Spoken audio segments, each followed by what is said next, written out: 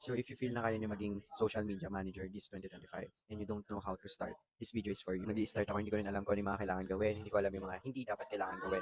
But there's an AI that helped me to become a successful social media manager. Think na kumikita na ako ng this and this and this. Natin yung prompt na give me prompt that will help me automate all my social media posts with insights and remarks. I want to upload an image and post it based on a platform. Then after natin magbigay ng prompt, gagawa na yung Blackbox AI. After that, ika-copy lang natin siya, and then sa Blackbox AI ulit tayo pupunta.